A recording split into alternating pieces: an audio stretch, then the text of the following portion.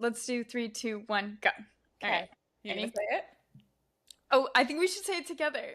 Okay, here we go. Okay. Ready? 3, 2, 1, go.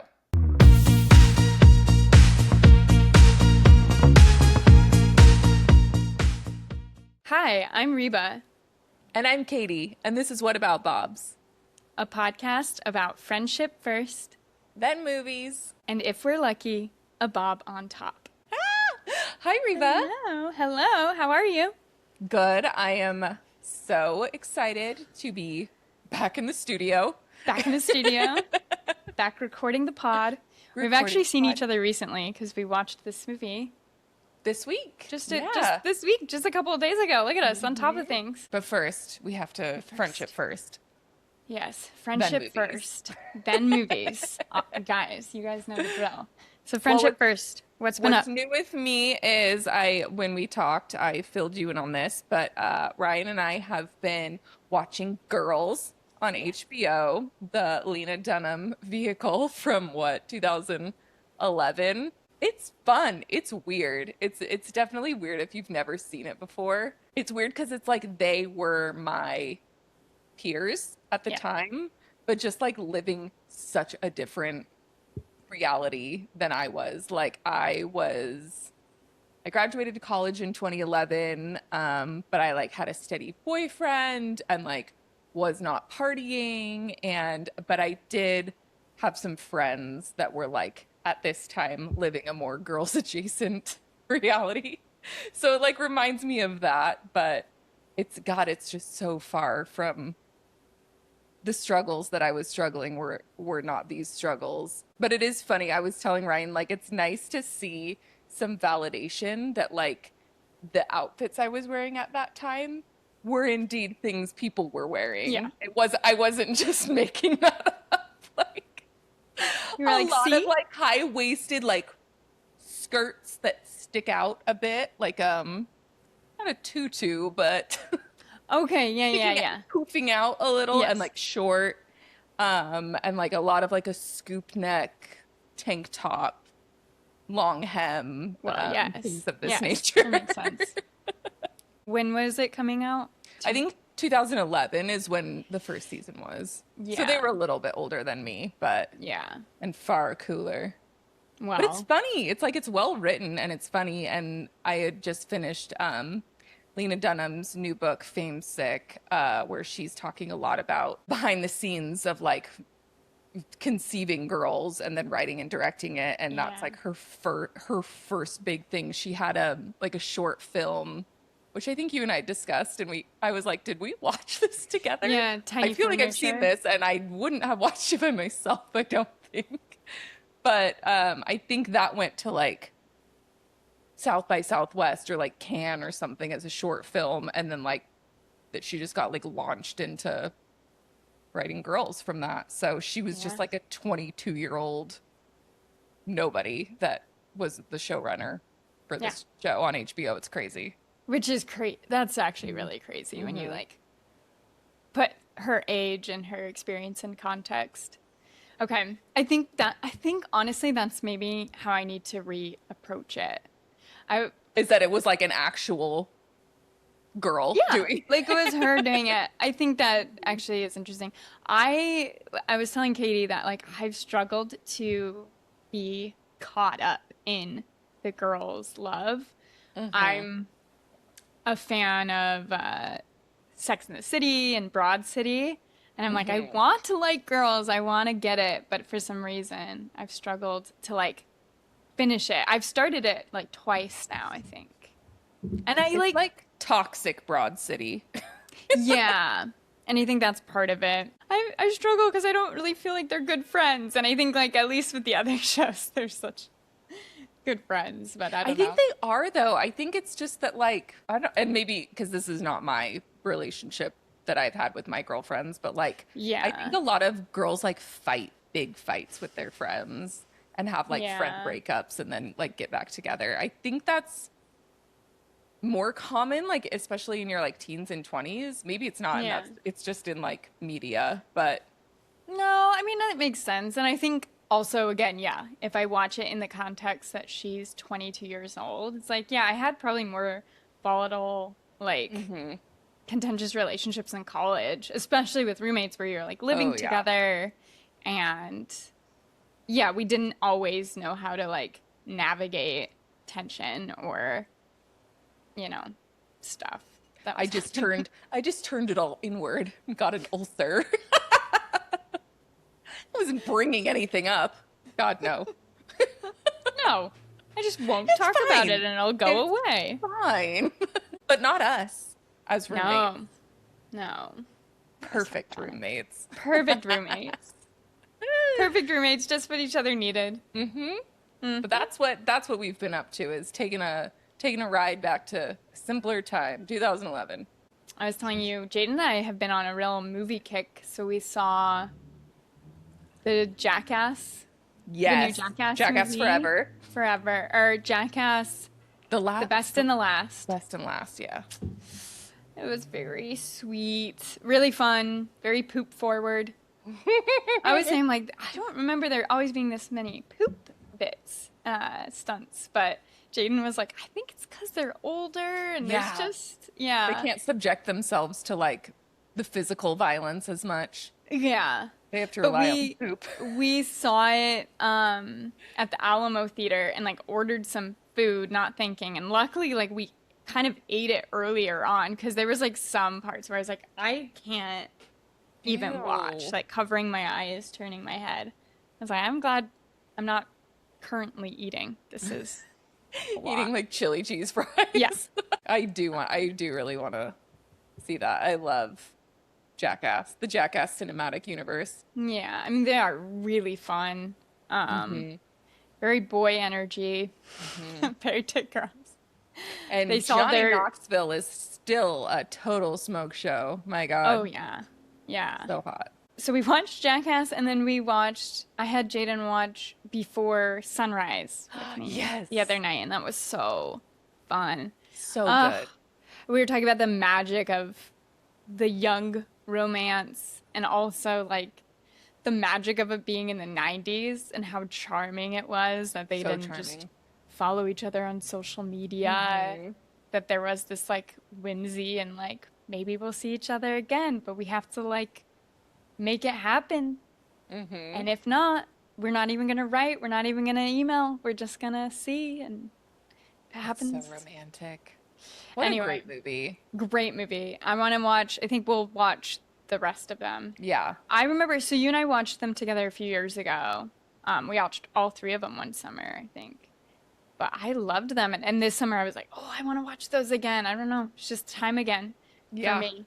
So it I was fun think watching we it again. liked, there was one we liked less than the others. Was it the third one or the I think it's second the one? third. And part of, Okay. I was telling Jane, I was like, the first one I think is still like the best, but Yeah. I really loved the second one. Yeah, I did too. Um, and I think part of that is like we are kind of in the age category of the second Mm, one. yeah. And then so it's like we've experienced what it feels like to be that 23-year-old, I was trying to sound smart. I was trying to like have these big conversations and try to be like, no, I understand, And then in your 30s, you're kind of like, I don't know anything, but like, you know, but I'm kind of angry And that's now and kind I'm of a the little whole point. cynical. Yeah. Yeah. And it's kind of the point. And then I think in the third one, it's just like they're older and they have kids that there's like the conversations are a little more removed from like Mike's place in life, maybe. It's interesting. I'm listening to an audiobook right now about the Scream franchise, which I'm loving. Oh, It's fun. called Your Favorite Scary Movie. And I Fun. really love it. It's also narrated by the guy that does the Ghostface voice. So No way. That's it's so fun. fun. So the first three came out consecutively, and then four came out 10 years later. And they were talking about, maybe not with four, because it seems like they all hate four, but I love four. But with five, they were talking about like, we're asking people to come back to the theater for this. So like, is the script like worth, like, are we just continuing it to continue it? Or is it like worth people coming out of their homes and coming back to this universe? Hmm. I think the feeling I felt with the third one, what is that one called? Oh. Midnight? Mhm. No. Is it? I think I felt like it was just an extension, but like not the same level. Like I see. like they wrote it to be like, let's do a third one rather than like, oh, Mm-hmm. we just have this. Like it's worth being a movie. But I would like to rewatch it because God, they're so pretty, if nothing else.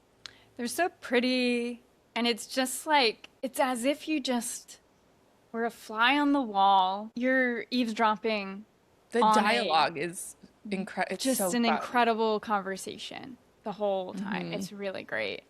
Yeah, Yeah. especially the first one is just like I remember us being like enraptured that like nothing was happening and we were both just Yeah. like No, I kept looking over at listening. Jaden to see if he was like, "You like this, right?" Because I'm realizing as I'm watching, I'm like, it is just a lot of A lot dialogue. of talking. He loved it. In fact, he was like watching videos on it afterwards. We were talking about it. Yeah. Yes. No, he loved it. He thought it was great. That reminds me, we watched on a whim last weekend The Talented Mr. Ripley.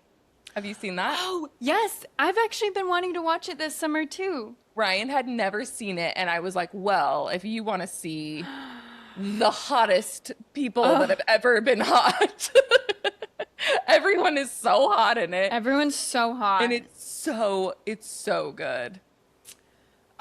Okay, I need to watch that now because that was another one that I've been craving for the summer. It's a very European summer movie, just like Before Sunrise. Okay, Yeah, fabulous. I'll make Jaden watch it with me. Ryan liked it. Ryan loved it.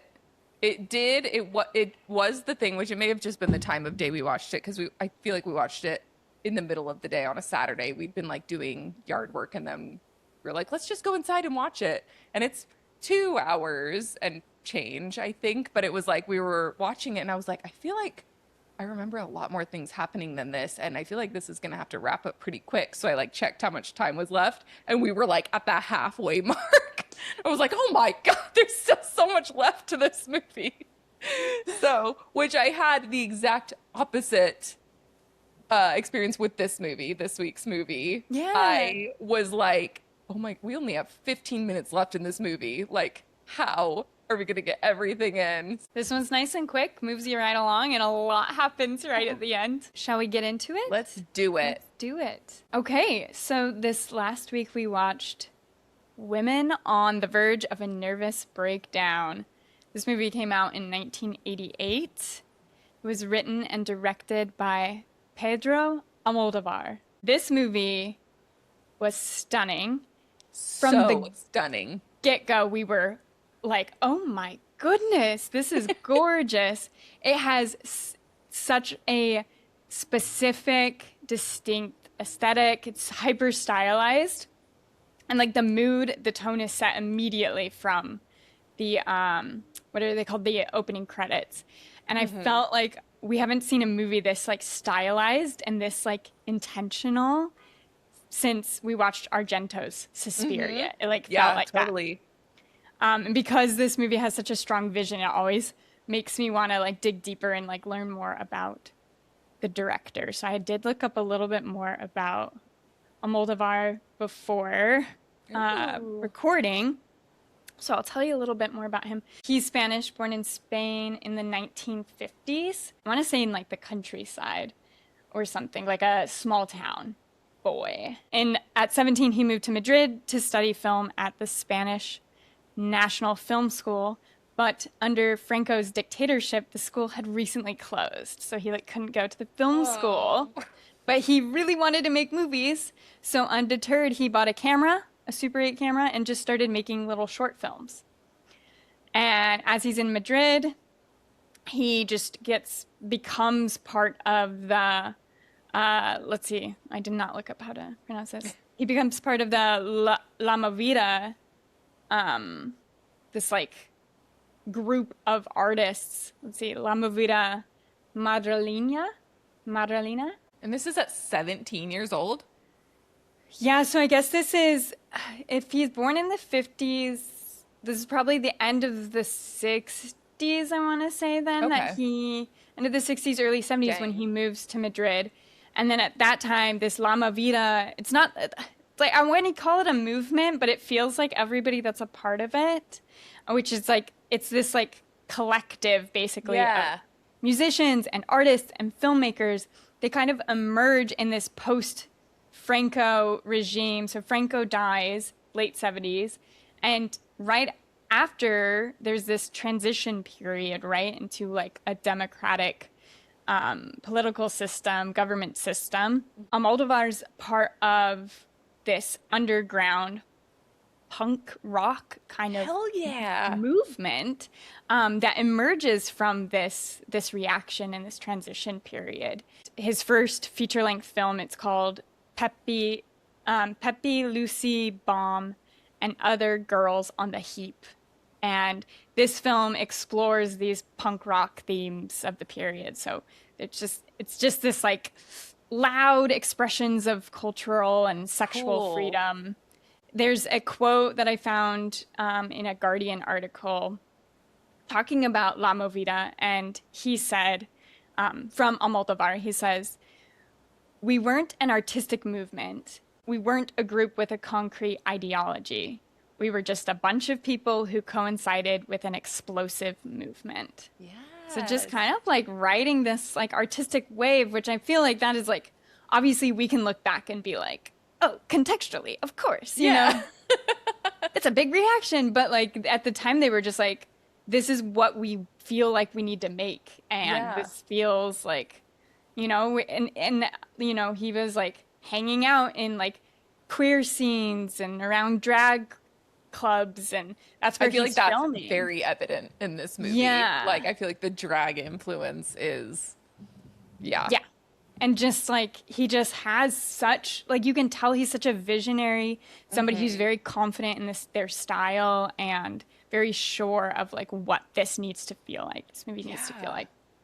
So he made a few other movies and short films, and then to our delight, he starts working with Antonio Banderas, who is in this film, young and hot.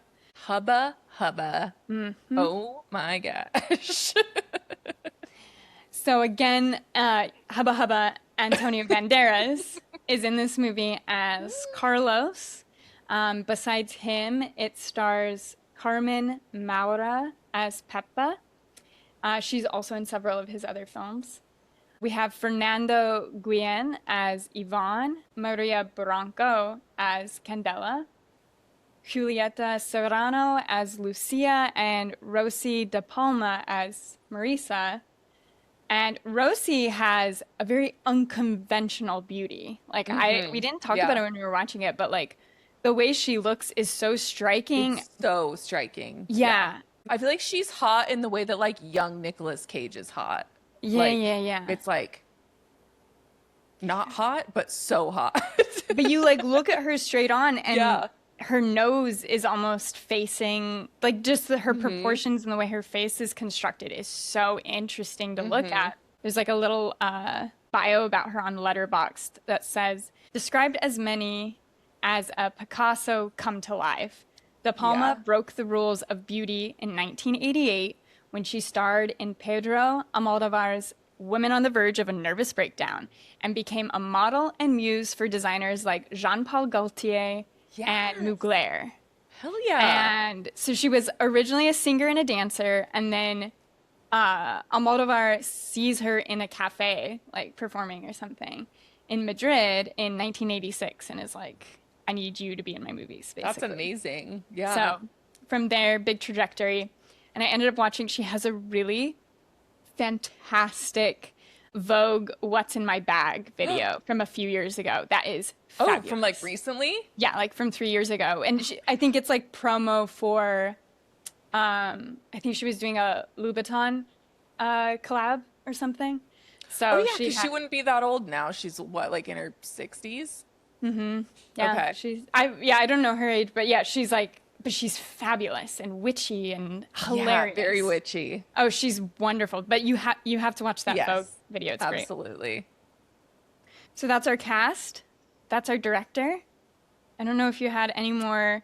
Yeah, I mean, everybody. similarly to what you're talking about, just in terms of like socio-political climate at this time, I found an article on criterion.com by Elvira Lindo from 2017. And it's just kind of like, I think the author grew up in Spain, so it's like her like personal Understands. experience. Yeah, Yeah. probably understands the But climate just better than us. this intro is it said, when this movie made its debut, Spain had debuted its first decade of democracy. The Socialist Party had been in power since 1982, and I was 26. I was a 26-year-old radio personality. The entire country seemed brand new, and the explosion of color and thirst for freedom were so intense that even its older citizens made an effort to update their outlook. Madrid brimmed with young men and women abandoning the coarse aesthetic of anti-Franco activists to look like members of modern metropolitan tribes. The city opened to nightlife like a flower, and brazen self-assurance took over spaces once occupied by fear. And it's just talking about how like color and like freedom and expression and like just like a complete lack of judgment from Yes. anyone was just like flowing, like erupting throughout the streets. She was saying that Almodóvar was like really harnessing that and Hmm. had like a huge impact on the way that people, like, he was harnessing this movement, but then like the movement was feeding off of him directly too, because like Uh, she was like people were dressing based on his movies, and like hair and makeup wow. was changing based on his movies, and like so it was just like this cyclical like, let's see who can do it louder, let's see who can do it Yeah, it was like better, like a synergy between yeah. like other people expressing themselves in his Yeah, like films. very Hmm. playful is what it sounds like, which I Oh feel like yeah. this movie is just so fun and playful. And I saw it referred to as a absurdist dark comedy, Yes. which, Hmm. yes, Yes. I thought it um, was hilarious. it's really We funny. And were it's like, really laughing. Yeah. it's just um, like, it's so melodramatic. It's so like over the top, but it's also really silly. It feels, to quote You Are Good podcast, it feels very a play. I feel like often it feels Yes. like a stage performance. And I feel like I have written down, speaking of Scream, which we were just talking about, we mentioned in our Scream episode that Scream is a horror movie, like about being a horror movie. And I feel Hmm. like this is a drama about being a drama. Yes. Like it's Yes. just like a movie about being a drama movie. Being a drama. Yes. I think part of his not just aesthetic, but his conceptual like energy for the film is so kitsch and Oh, like you yes. say, melodrama, Hmm. just over the top. And nobody, you can't, like, he doesn't take anyone seriously. Nobody's judged. And the staging of everybody, the positioning of everyone, feels so, what's the word? Like intentional. Yes. Everything's so specific to his like surreal, absurd world that he's Hmm. building. And then the colors, to your point, that you were making, that like Franco's era felt so gray and like Hmm. muted. And of course, this is the 80s, and this like punk like rebellion would be so antithetical to like a gray like palette. So we get these like really hot reds Oh, in yeah. this movie, Hmm. but it's like balanced with other colors, and it's Hmm. just And just so phenomenal. many people with like really different styles from each other, and like Yes. no one's mentioning anyone's style. Like No. it's never, there's people with like really silly or like offbeat or like eye-catching style choices in this movie, and like no one mentions it like Yeah. no one's discussing it ever. Like there's a cab driver that is so like quirky and eclectic and has crazy hair and a crazy cab, and it's just like Yep. that's just who that is, and I'm taking his That's cab. just his vibe. Yeah. It's very cool. This movie also felt, before we dive in, like antithetical to Forbidden Fruits, our number one most hated movie. Like this movie, I feel like watching it was like, we talked a little bit in Forbidden Fruits about like media literacy, and like how if you've got more media literacy, you would maybe have less patience for a movie like Forbidden Fruits. And I Hmm. feel like this like felt important from like a Yes. media literacy perspective. And like Yes. there are so many things off the top of my head that I can think of that came after this that I'm like, that had to have been inspired by this. Like it's so it's so cool. And Well, and I just would works say in- too, one of our biggest, like almost the thesis of our hatred of forbidden fruits. Hate is a strong word, but we Hate's a strong word. really, really struggled We were to disappointed. love. Yeah, we were disappointed in forbidden fruits. But basically, I think it always came down to it doesn't feel authentic. It doesn't feel like the people who made this movie came of the people who this movie Yeah. is about. Yeah. And in contrast, our bookends to this triple feature, Women on the Verge and 9 to 5, literally comes about of people in a big movement, right? Like in a trying Yeah. to like push up against status quo Yeah. and cultural norms of the time. Like they are counterculture to the overall majority social culture of the time, right? With Hmm. 9 to 5, like literally a movement Yeah. around what was it, equal pay, equal rights, Hmm. specifically for women, right? And then this is a counterculture, like this is art born of a counterculture that is subversive and Hmm. is platforming the most free feeling, expressive people, you know. Hmm. And obviously, he was hiring actors that he was inspired by, that he Hmm. was in community with, like to make this film. And it feels authentic and it feels, everything feels It's so just right. cooler. It's just It's so cooler. cool. So, so cool. Just a gorgeous film. I loved Very, it. very pretty. Yeah. Start talking about it. So, like I said, from the get-go, we were taken aback by the stylization of this film. We open with the most gorgeous title cards for the opening credits. Graphic, bold colors, bold, big fonts, collaged with these pictures, like magazine photos of legs, hands, lips, eyes of different women, and then also full-bodied women themselves looking like they just walked right out of a Hmm. vintage magazine, vintage fashion magazine. After this, the tone is set by these opening credits. We cut to a close-up of like an architectural model of an apartment building, like super modernist. Then we get a little bit like a voiceover from Peppa, and this is the model of the apartment building in which they live in. She says, Yvonne and I moved here a few months ago. The world was falling apart, and I wanted to save it and save myself. We get a shot, which is a close up of a bunch of little chickens running around in a coop. This chicken coop is on her terrace. Oh, Can you what a dream. imagine? She says, I felt like Noah. I wanted to save a couple of each species. Anyway, I couldn't save the couple I cared about most, Yvonne and me. And then we cut to a close up of an above shot of a tabletop. There's like an ashtray next to a script or like a list of scenes, maybe. And on this like sheet of paper, there's like, it's like in Spanish, but it says "soy infeliz," which is "I am unhappy."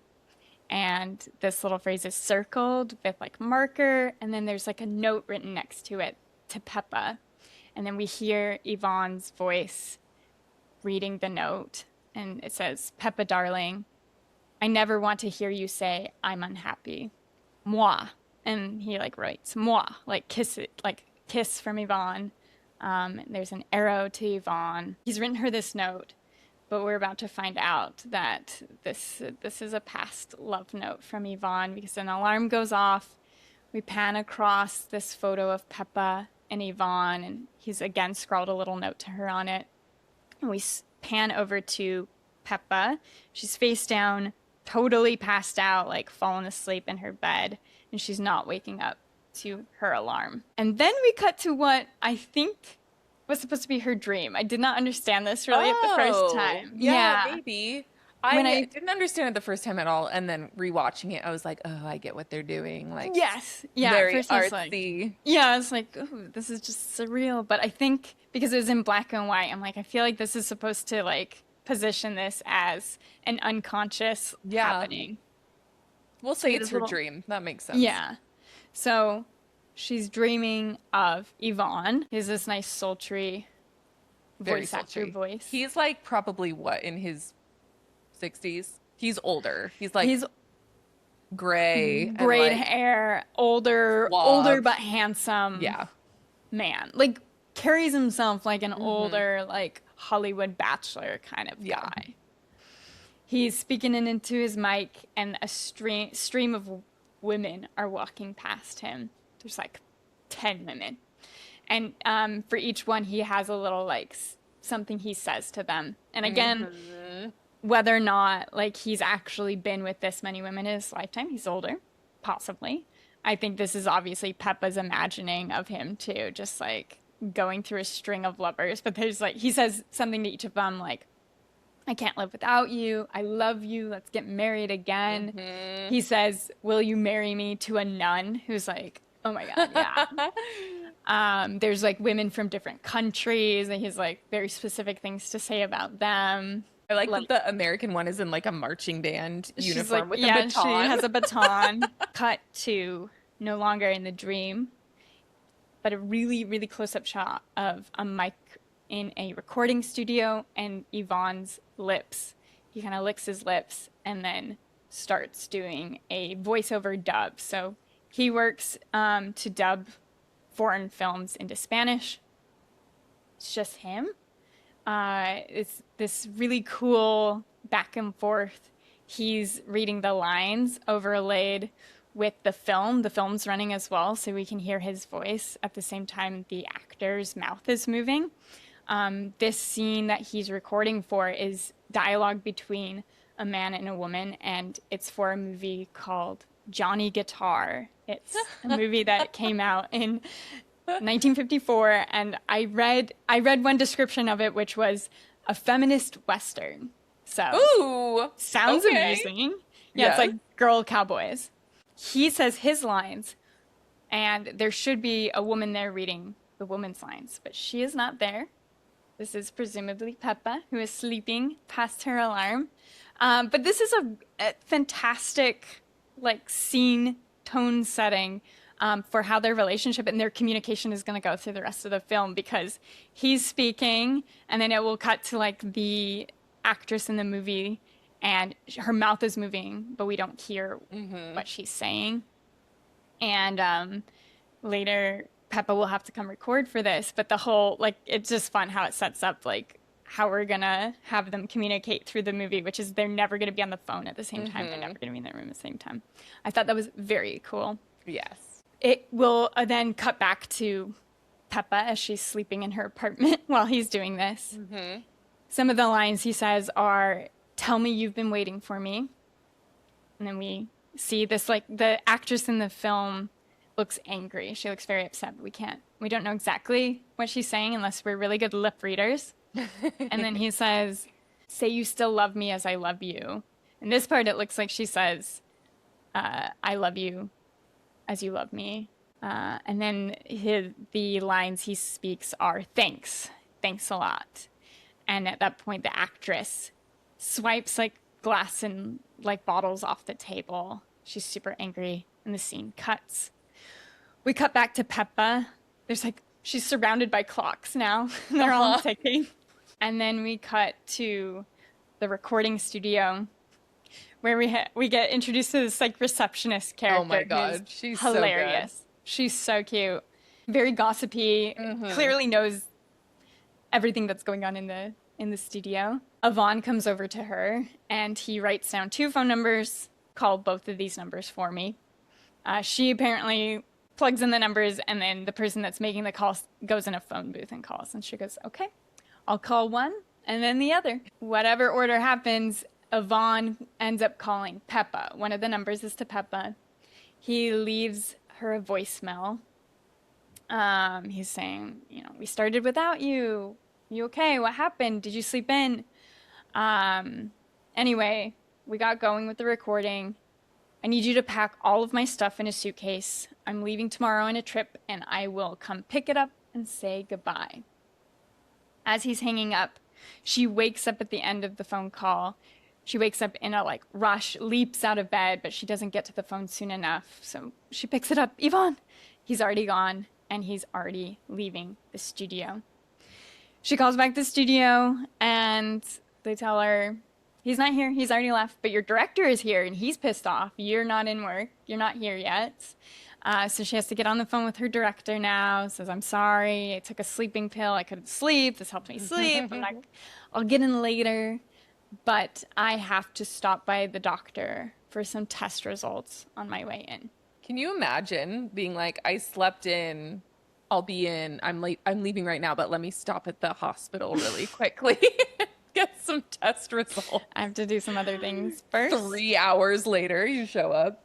But I do think she has like, I mean, we like see later in the film too, not only is she like does voice acting and dubbing, but she's like a TV actress and people like recognize her around. So I feel like she can be a little late. Yeah, I feel like she can be a little diva energy, a little bit late for work.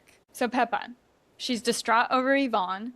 She's late for work and has some looming test results. And she's heading for a nervous breakdown. But you know what she does have going for her? Does she have a bob? I'm so glad you asked. Peppa has a fabulous bob. Shoulder-length brunette bob with a casual bang in front. And it pairs perfectly with all her smart shoulder-padded suit jackets and maximalist earrings she wears throughout the film. Peppa has such cool style. And I feel like this is like the bob energy we're talking about in What About Bobs. Like it's casual, but it's like there is a commanding presence to this bob that when she marches around in her little skirt suits, just like in 9 to 5, I feel like she also wears skirt suits with sneakers sometimes. There's a lot of wardrobe changes for how quick of a timeline this movie takes place. Lasts only like 2 days, But there's a lot of wardrobe changes. She wears a lot of statement earrings. She's putting them on. She's taking them off. Like, I think they're clip-ons. It's very charming. And she wears this bob well. Yes, you're right. It's a power bob. She accessorizes well. She always looks great. We get a great view of this bob in the next scene. She's leaving the clinic with her doctor's notes and just having gotten her results, and the doctor says, don't smoke, eat properly, you'll be fine. And she leaves. Could be anything. Could be anything. We don't know. Very vague. She gets to work. She talks to our receptionist, talking about Yvonne, basically, and the receptionist is answering all her questions into the mic. So, like, they're literally having a conversation, like, over speakers. But the receptionist is like, you gotta forget about Yvonne. You gotta stop. Like, you're just gonna hurt yourself. Peppa sees this, like, note with the 2 phone numbers that Yvonne left earlier. It's still there, and she, like, swipes them away. Obviously, one of them is hers, but there is a mysterious phone number in them. She records a scene for a wedding. And I didn't recognize this because we hadn't met her yet, but her friend, Candela, that we meet later. Too. Yeah, she's the bride. Okay. So anyway, this is fun. It's like a campy scene, like a wedding in a Catholic church, and she's reading for her friend. So she's doing the voiceover for her friend. I don't know if this has any resonance on the rest of the movie, but like in the scene, the priest leans in to the bride and says, you can't trust any men. And she goes, even my husband? He goes, can't be too careful. And then he slips what I believe is like a condom into her bouquet. Very interesting. But I think it's like kind of metaphorical and like setting the tone for like the next, like, yes, for these women. Yes. All of their distraught and misery, and they're on a verge of a nervous breakdown they are women on the verge of a nervous breakdown. Then she goes to alone in a recording booth to record the second half of that scene that she would have recorded with Yvonne. And now we get the full back and forth dialogue. He says, how many men have you had to forget? As many as the women you remember. And then he says, don't go. She says, I haven't moved. He goes, say something nice. She says, what shall I say? He says, lie. Tell me you've waited for me forever. I've waited for you all these years. Say you'd die if I didn't return. I'd have died if you hadn't returned. Say you still love me as I love you. I still love you as you love me. And then she's crying. You can like tell she's crying, tears welling up, and then thanks a lot. And after that, she passes out. Collapses. She gets woken up by the engineer and goes back in, like rushes down to the receptionist after that and has her call the other number for her. The receptionist is like, this is not going to do any good. You have got to let go of Yvonne. Stop this. Like, this is going to make everything worse. You're already hurting. She can't let go. She's like, no, do it. Call. Like, you're holding everybody up. Just call the number. She goes into the phone booth.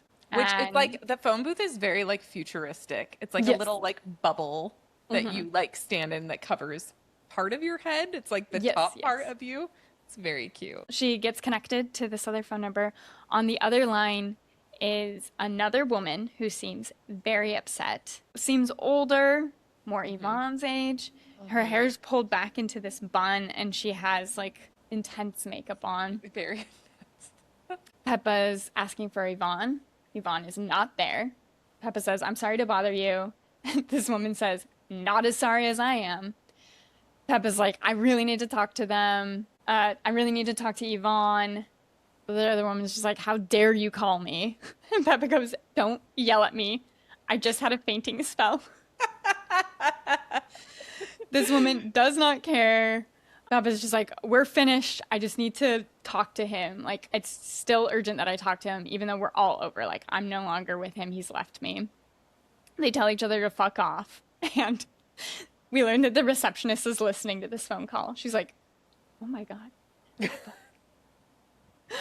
She hangs up the phone after saying, just tell him to call me. We cut to then this other woman, and this is Lucia. We weren't sure exactly who she was at first, but this is Yvonne's wife. She's like in the midst of doing her makeup, right? And she like picked up the phone. But then who comes into the room? A young Antonio Banderas in this curly top haircut. He's his like 80s, like big silver wireframe glasses, this like very stylish boxy shirt. He looks so hot. We were like, oh, I'm sorry. We didn't know he was gonna be in this movie. So hot. He is Carlos, right? This is Carlos. He's kind of like mousy, a little bit like shy. He wants to talk to Lucia, but she can't right now. This is his mother. This is his mom. So he's like, Mom, can we talk? She's like, I can't. I'm doing my eyeliner and you're making me nervous. Me? And then the older lady comes in. Who is that? Okay, her sister, do we think? At first I thought it was his sister. Now I think it's her mom. I think it's like she's either living with her parents or parents are living with him. There is some like conversation early on about like she's unwell. She's never going to get better. We learn more about this illness later, but her mother comes in. They're kind of chatting about Peppa. They know about his mistress. She's like, I just got off the phone with the mistress. We learn that Lucia has a penchant for her vintage clothing, like from like the 60s, it appears. So there's it felt to me like she was kind of dressing, like regressing, like dressing. It's like a regression. And doing makeup and hair for like a different time in an unhealthy way. Yes. Yeah. There's it's like very 60s. The family like it's a thing that the family talks about. But her dad's kind of like, just let her dress however she wants. He helps her put this wig on. Not unlike us putting our wigs on. Not unlike this process.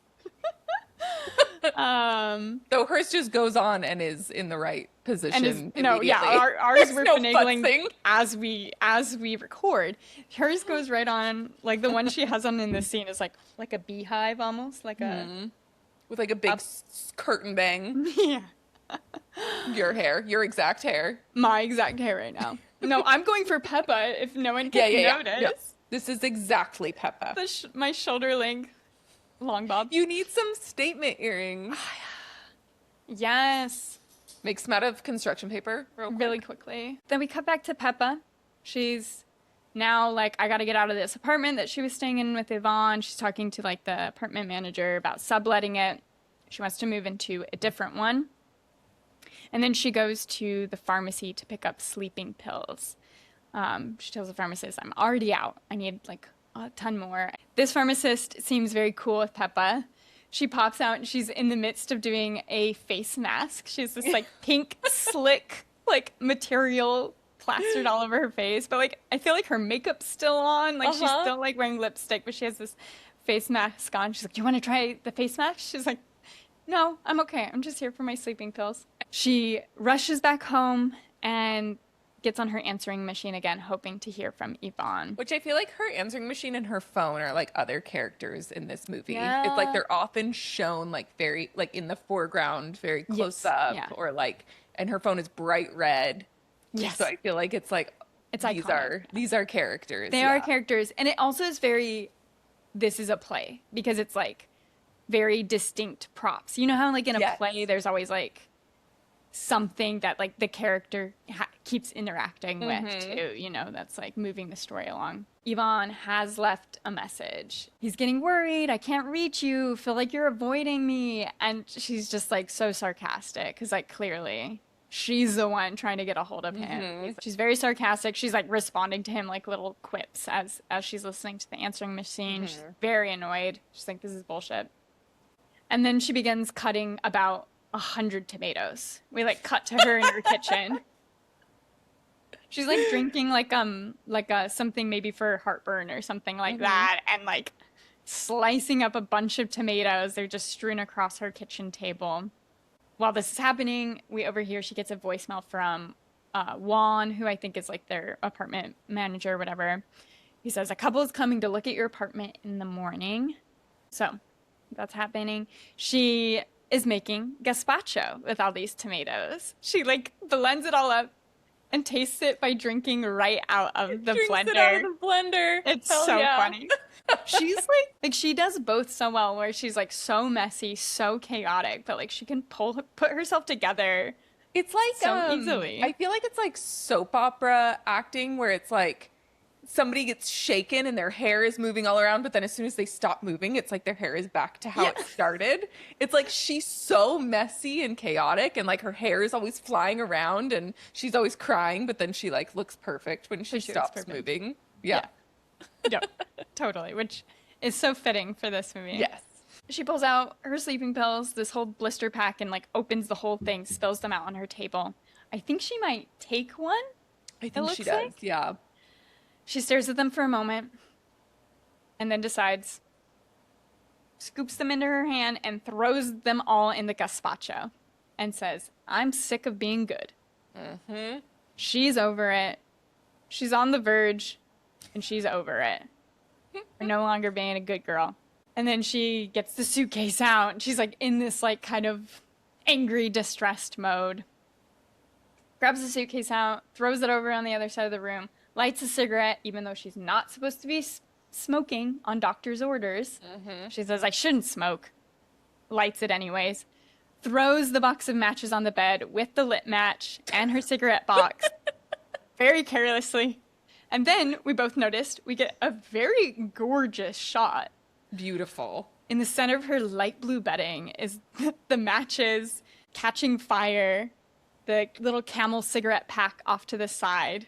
Just a moment of, she lit her bed on fire. Yeah, it's like 15, 20 seconds of like, it's like sort of elapsed time, but it's edited together of just like more and more matches catching on fire. And then like the bed sheets catching on fire. Yes. And it's so pretty. We were both just like, oh, this is nice. This is nice. Yeah. It's like lifestyle vlog, perfect shot. If like in total chaos. Yes. I don't know. Very Tumblr. Yeah. Like she's like walked off and then turns around and realizes her bed is on fire. She was about to start packing this suitcase. And she just kind of like also gets taken by it. I feel it's like at this point, like almost reaching her ceiling. yeah, it's a massive fire. She walks in and she's holding like a blow up balloon flower Yeah. that's like I don't know. It's like a It's blow up plasticky plastic looking, flower, yeah. like a rose, and she walks in holding it, and then like as it's like a profile of her staring at the bed, and as she's staring at it, the rose flower just like wilts. Yeah. And she's just staring at it. She's just like, and then yeah, she gets like she just kind of mesmerized. stares at it. She gets mesmerized. Tears start welling in her eyes. I feel like it's just like those moments where you're like, I don't care. Like it's that Yeah. self-destructive moment where you're just like, I don't even care. Yeah. Like, but then the smoke starts to make her cough and she gets back into reality. She throws her cigarette in and then stomps out to her terrace, gets her hose, and like from her terrace, she's like The standing garden out. hose. Again, her whole apartment is like such a cool set. Like it's so fun, all the angle, like how it's designed, like for the different shots. It's great. But she can stand on her terrace, which is just like there's just like this wall of mullioned like glass window doors. She has those open, and she's standing on her terrace with the hose, just like pointing it at the bed. And she puts the bed fire out. After this, she just finishes packing all his shit into this suitcase while the bed smokes in the background behind her. Like down to the springs. It's like completely charred out. Just a charred, blackened mattress. She sits on the suitcase and then starts doing like nervous breakdown breathing, like crying, like hyperventilating, very uncontrolled breathing. Cut to, all of a sudden, she looks perfect. Like that whole prior scene, making the gazpacho and everything, she's like only wearing like almost like a men's like tropical Hawaiian short sleeve button up. And like she's wearing like little red Keds with that shirt. Yes, the kids are to die for. She's like in her house clothes in that prior scene. But now she put on a new outfit. She's walking down the street. This is when she's wearing a suit jacket that's like red and white striped. And she always wears like, so the suit jackets she wears, they're like, again, like shoulder pads, very 80s shape. She's wearing it over a black dress with black tights and boots. And then she has this like pop of red sock, like, Oh popping my out of God. the boot. She looks fantastic. She wears red so well. I love the color red, like Yes. popped throughout this whole movie. She's walking up to an apartment building in this outfit. There's like kids playing with hula hoops outside that causes this little funny interaction as she's trying to get into the apartment building. She walks up the stairs up to an apartment. She knows where she's going. And who's walking down the stairs? But Yvonne's wife, Lucia. They clearly haven't seen each other, so I don't think they know who each other are, but they do this funny, like, pass each other on the stairs as Peppa's going up, Lucia's going down. When Peppa gets to the top, get the shot of Lucia standing further down the stairs, just leering up. Yeah, she does like her like eyes follow her up the stairs. Like follow she's her. a little suspicious. Lucia has finished applying her eye makeup, her eyeliner. So it's like that 60s mod makeup where you have this super, super thick, super black eyeliner. So it's that It's like a black lid, and then like black the lid. lashes are drawn on. And then she has on an animal print top and a matching hat that's like shaped like a bucket or like a stunted cone. It's like a comb, Yes. like a witch hat without the brim or the top point. It's quite a I've statement never seen anything combo. like it. No. She's decided on a different wig, too. A wig that fits better with the hat. Again, it's like she looks so fucking crazy, but Lucia passes her on the stairs and no one comments on her appearance the whole movie. Like, No. no, No, she's just literally, expressing herself. the only comment is like from the parents early, but it's like literally not a big deal. Like, no Right, one and else when she puts on her wig in the beginning, she's like, "Do you think it's too dark, the color?" And her dad's like, "No," and she's No. like, "I don't either." I'm like, "That's it. this is her outfit. This is what she It's wears. just her vibe. Can't a lady just catch a vibe around here?" So she's waiting out in the stairwell while Peppa, up at the door of the apartment, writes a note and leaves it in the mail slot. And then Peppa leaves. They cross paths again. Like, Peppa does not, like, totally doesn't even, like, is oblivious to this woman. Mm-hmm. Lucia stomps back up the stairs, sees the note, reads it. Oh, yeah, they, like, pass each other again. They pass each other again. Lucia, like, holds it out in front of her. Peppa had written, "Something's come up that concerns both of us. I must talk to you before you leave." We cut to Peppa is waiting across the street in a cafe. She's looking out this window. She sees Lucia come down the outside of the building and throw the note away, get into a taxi. Mm-hmm. Peppa sees this, runs out, hails her own taxi, gets in and says, "Follow that taxi in front of us." This is the taxi, the cab driver you were talking about earlier. He's so fun. He has such a great look. It's like yellow bleached hair, curly top again, the short size, like very curly. He's so cute. The interior of the car, of the taxi, is fantastic. It's like animal print seats. It's like fur. Yeah, it's like leopard fur. Fuzzy. Yeah. She's looking around the interior and sees all these little objects. There's magazines for rent. There's like little drinks and mints for sale. He is optimizing, maximizing his gig work. And it's funny because it's like he has everything. There's anything you could ever want in this car. But he recognizes her. He's very excited about this. Now he's like, this only happens in movies. Like, he's very excited to be in this car chase. But he also recognizes her. You can see him kind of like looking at her in the back. And he asks for an autograph for his girlfriend. Asks her what music she likes. He can adjust the music to whatever she likes. But personally, he likes Mambo. Mambo fits the decor of the car the best. She's like, "No, Mambo. I love Mambo. Let's go with that."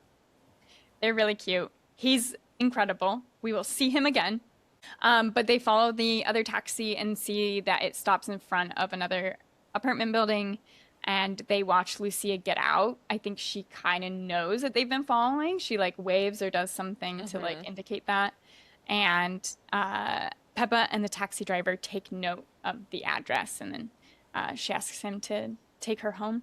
Back at Peppa's place, she is changed again. New outfit. She's wearing like, I think still like the skirt or dress, but then she has, instead of her jacket, she's wearing like a long red cardigan. Ugh. And she's leaning out over her terrace, like the balcony. This feels very railing. like a set, like a this play. Totally it's like feels two-dimensional almost. It's so cool. Yeah, exactly. It's awesome. And then she needs to take care of her chickens. She's got to feed and water them. Basically now she's killing time. She is waiting to hear from Yvonne. We see her pacing back and forth in the apartment. She's just waiting. As she's sitting there, I'm not exactly sure what makes sense to her, but she is realizing, wait, the woman I'm following was the one that was on I think the phone. she thinks, she's like, wait a second, and then looks in the phone book, right? Uh-huh. Oh, is that what she does? She looks at the address. And then sees that it's the same phone number. She just like figures it out and then looks in the phone book for the address and then sees that it's the same phone number that she called earlier. Okay, that's why. See? She's so smart. She's so smart. And also, this is a sign of like, I don't know what phone books are for. What is a phone book? What information could I find? It is funny, the whole like, we mentioned this, like she wants to get a hold of him and just like to keep missing him because she's not at home. And then to be like, I'm going to go find him, and to go like look for him in the city physically. Yeah. Like, you can't just like go on Find My. There's no way to find him. And then if you miss the call, which she does, she just keeps missing calls from him over and over and over. And it's so frustrating, but it's like, that's what are you going to do? Happens. She starts watching TV. She watches herself do an ad on TV that's referencing her character as the killer's mother. It's like a detergent ad. Yeah. Really cute. And then this is cool. It transitions to, it's what she's watching transitions to a different TV in another apartment. The news is on, and the person on the news is talking about some Shiite terrorists in Madrid. They're going to get more information on the case later. As the news is playing, we see there's a woman in this apartment running back and forth, packing a bag, very stressed out, very on the verge. This is Peppa's friend, Candela. She has like a page boy bowl cut. We decided. So cute. It's so cute. She's so cute. And speaking of statement earrings, we were like, wait, is that coffee pots? Are those coffee pots on her earrings? Just two little coffee pots. Little coffee pots. Inexplicably and quite big. They're like quite large, jangling around. Yes. And she has such like she also has quite striking features. Like oh yeah. Almost like a Roman, like, I don't know. Yeah. She's very interesting looking. I feel like it was so, like, I got used to it, but I feel like it was so shocking when we first saw her face. I was like, oh, like, yeah, another, like, really interesting looking person. She leaves her apartment, and we see her kind of climb atop a trash heap, like a junkyard. She, like, dumps everything that was in the bag and the bag out on top of it.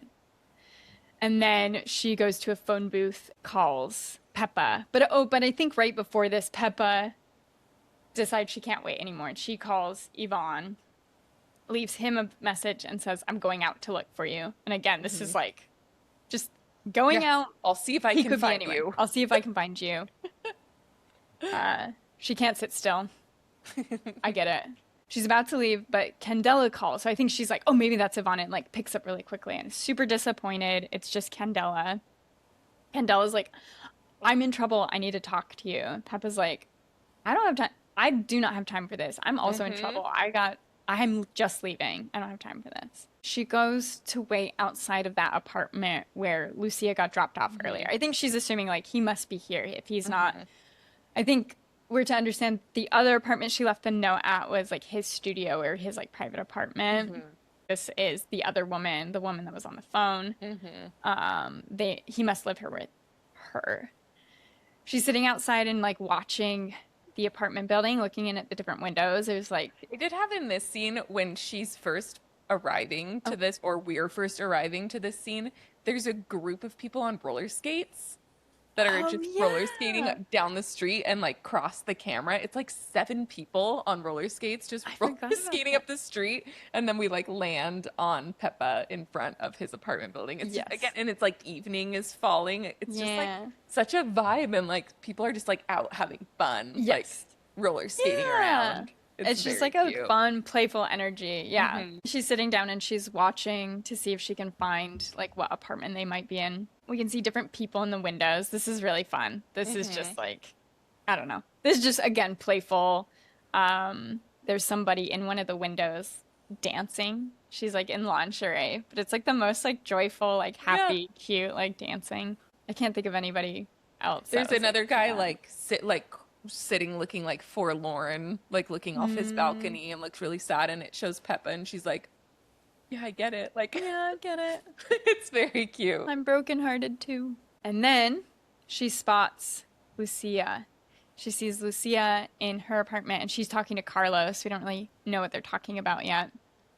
She looks down and she sees there's a woman waiting in a car below. I think now that she sees the apartment, she's like, I'm going to go try and call. So she goes in. There's a phone booth below this apartment building. She goes in there. She's about to make a call. Something drops on the phone booth and it like shakes the thing. She gets all startled, thrown off. There's been a bag that dropped down out of the window and it's fallen open. She rushes out and starts like picking up the different items that were in this bag. And she pulls out a framed photo of Yvonne and Carlos. And there's a note from Yvonne that's basically like, to my son, you don't I don't deserve you, or something to that effect. So she sees Yvonne has a son. This is his son in this image. The woman gets out of the car that was in there. This is Marisa. This is Rosita Palma. And Picasso. Yeah. And also Carlos runs down. They're together. They're like, what are you doing? This is our stuff. Peppa can make sense of the fact that Carlos, this person she's looking at now, is the guy in the photo. And she's like, oh my gosh, you're Yvonne's son. They leave. She's just walking around. Now she's still looking for Yvonne. She makes her way home. She's hoping he called, but she only has a bunch of voicemails from Candela. She doesn't even listen to them. She's just like skipping through She's them. like skipping forward. Yep. And it's like Candela's like, wait, I'm coming over. I need you to talk. I need to talk to you. I'm in trouble. This is very important. I'm this scared is really for my important. life. Yeah. She's like, next. Boring. Can't hear it. I don't have time for this. Now she's upset because there is no voicemail from Yvonne. She takes her phone and chucks it through the window onto her terrace. The doorbell rings. Who comes in? Candela. And Candela's like, I'm in trouble. I couldn't explain it over the phone, which is why I'm here. Peppa's like, the phone. I broke it. Like, she just oh my gosh. I've been waiting for a call from Yvonne and I just threw my phone out the window. She's in a panic she now. Like she's rips it out of the wall and throws it out the window. So Yes. it's like, it's broken. Totally broken. Which, this is not the first phone we've had ripped out of the wall. In 9 to 5, we had a couple of them ripped out of the wall. Oh, yeah, we did. Okay. The crossovers. Mm-hmm. And so it begins. And so it begins. Peppa's like, now, like, oh my God, I just ruined everything. I need to go call the phone company. She's running out. Candela's like, wait, Peppa, I needed to talk to you. I came all the way here. And Peppa's like, you're being a pain. I need to go. You have no idea. I have got to get this figured out. And Candela's like, don't call me a pain. I'm very vulnerable right now. I love every time someone's like, don't say that. You have no idea how fragile I am. Which I say that when I'm like, I'm like, don't, Kate, you have no idea how vulnerable I am. I think I say, I'm really sensitive right now. I'm so sensitive. I'm so sensitive right now. I don't know if I can handle like a joke or like certain things. I feel like my favorite part of this interaction was like, you know, they're going back and forth and Peppa's trying to leave. And then like Peppa's like almost out the door and Candela's like, wait, Peppa. And Peppa goes, what? And then closes the door behind her. That felt like such a like big sister move to me. Yeah. It's very funny. What? Close. Close the door. I think she tells her to make some coffee or something. Yeah, she's And like, it's like, I'll be back. And then Candela's now left in this apartment. She sees this broken window and goes, that looks like the work of terrorists. Which I think, I mean, first watch, we were like, okay. But second watch, that made me laugh out loud. She's so funny. Looks like something a terrorist would do. Okay. Seems like something a terrorist would do. Someone's at the door again. Of course, Candela's like, it's the cops. Like, she's like, I've been implicated. She's so nervous, so on edge, yeah. She goes and like opens the peephole, which is fantastic. It's like a pinwheel. Yeah. She like spins the bottom part and it's like a pinwheel. The little metal triangles like reveal cutout triangles. And you can see who's on the other side. Only like part of their face. It is not the cops. This is Carlos. Antonio Banderas. Hot. Carlos and his fiance have come to look at the apartment.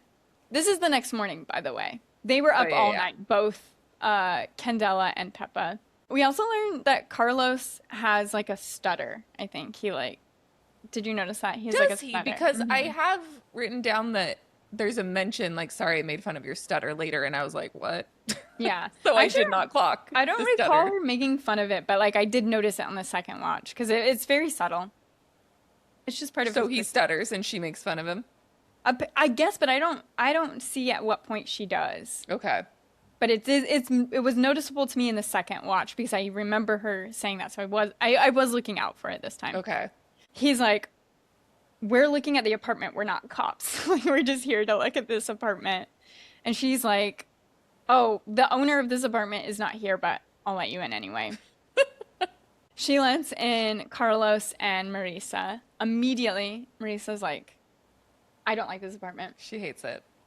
This is Rosita Palma. She's like immediately like, it's too high up. I don't like it. This is not what I'm expecting. I She want said, a I real want a house. Mm-hmm. Kendall is like, I get it. Like, yeah, you're right. You do want the house. Yeah. And she's like, it's very expensive. It's very expensive. Marisa walks farther into the apartment, looks over into the bedroom, sees this burned out mattress. She's like, Carlos, look at this. But they go into the bedroom, obviously, to inspect this closer and see that photo of Peppa and Yvonne. And they're like, oh my God, this is your dad. Marissa's like, do you know this woman? Carlos is like, no, but they realize, like, wait, I think this is the woman we saw last night. Mm-hmm. And Kendall like in there, like, being like, stop touching things. These aren't yours. And they're like, who's Peppa? And then Peppa, like, is magically back in the apartment. She's like, hello. Hello. I'm Peppa. I'm here. She is very flirty with Carlos. She kind of like walks over. They have a really over to interesting him. relationship. Yeah. But like motherly and flirty at the same time. It's like sexy motherly. Yeah. She's like not inappropriate, but like she's like obviously older than him, but not as old as his dad. Mm-hmm. Anyway. And she's also just met him and he's really hot. And she's really hot. Yeah. I almost feel like that's like partly his positioning as a character. I had a quote from a blog called ruthlessculture.com. The author is Jonathan McCalman. And he just this quote, and I can't speak to other movies of this director's, but it says, why do we have such a hard time saying this every time? Almodóvar. Almodóvar's women are complex and paradoxical creatures, while his men are nothing but objects of desire that elicit feelings more complex than they could ever hope to experience for themselves. So I feel like Antonio Banderas is very like a bimbo in this movie. He's like very like a piece for like the women to react around, and he does not really have a character himself besides just being like handsome and evoking reactions from the women, all of the women around him. So which is cool. No, it's very subversive. It's very interesting. She flirts with him and is like, can you fix my phone? Mm-hmm. Oh, she announces herself. She's like, I'm your dad's ex-lover. Yeah, very forward about it. So tell me, why doesn't he call me? Like, what is happening? And Carlos is like, I don't know. Like, he's really not in my life. It's not really like he talks to Carlos either. So he's like, I don't really know why. And she's like, I know he's going on a trip. He told me he was going on a trip. So he's going with your mother. And he's like, oh no, he's not going with her. Basically, he told both Peppa and the wife, I'm going on a trip. And they both assumed it was each other. Mm-hmm. There is another woman. There's another woman in play. There's another woman. And then we got this, I don't know, I loved this shot of Marisa while they're chatting. There's like just like a shot, that's all, of Marisa looking down at the broken glass. But again, already her face like has been described as like a Picasso-esque. Mm-hmm. And in this shot, she's looking down at the broken glass, which fractures her face into like an even more like modernist like kind of way. And I think it's just cool. I don't know. That's something that's like hard to describe like verbally without seeing it, but like even these like really boring, seemingly boring scenes that we're describing, it's like they all look like art pieces. Like every frame looks like art. And so it's like they come in and they're like having this conversation over her burned bed, and they're all in these like vibrant colors, and like they're all so interesting looking, and like the walls of her apartment are all like terracotta, like putty color, and there's like plants and chickens on the like it's just every single like frame is interesting. Yes. Which is why the melodrama works so well too, I think, because it's just like it's kind of strange, and it is like the whole thing is absurd, and everybody's like reacting very strangely. But like everything again, like Forbidden Fruits, where the dialogue felt like so empty and they weren't saying anything, like everything people say in this movie is so intentional and like means something. And it's like, and if anything, they're like downplaying it. like the absurdity of what's happening. Like everyone just like accepts that like Yes. they're in her apartment by chance, and like Yes. she's like, I'm your dad's like I'm your dad's lover, like, and then they're like, okay, on to the next thing. Yes. So it's like I don't know. It's it's like the opposite of forbidden fruits. Yes. Anyway, cutting back, Marisa looks up because at this point she's kind of just wandering the apartment in the terrace. She looks over. During this whole thing, Candela has not gotten her friend to pay attention to her. We forgot about Candela. Poor Candela. She is on her verge, and she takes herself over to the terrace edge, to the railing, the balcony railing, and starts to climb over it. Marisa sees this and is like, you guys. She's climbing. She's gonna jump. She falls off the back. They all see her. They run over to the edge, look over the edge, and this is so fun. She's like hanging on. She has like kept herself from falling off the edge. She jumped like belly against the building. Like she jumped off backwards. Yeah. So that she could hold on. She's holding on to the edge. She's like immediately crying. I couldn't do it. I can't do it. Like immediately regretting. The three of them pull her up. Peppa is furious. She's like, you could have killed yourself. Candela's like, that was the idea.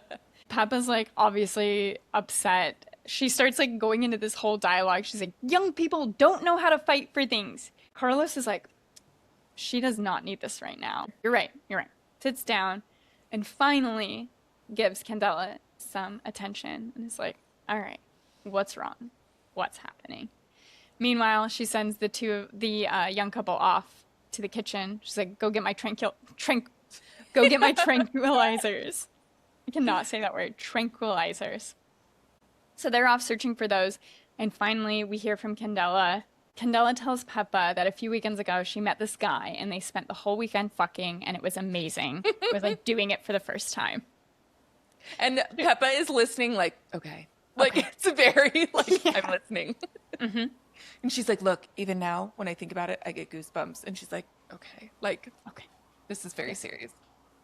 Carlos and Marisa bring in some glasses of water and the tranquilizers.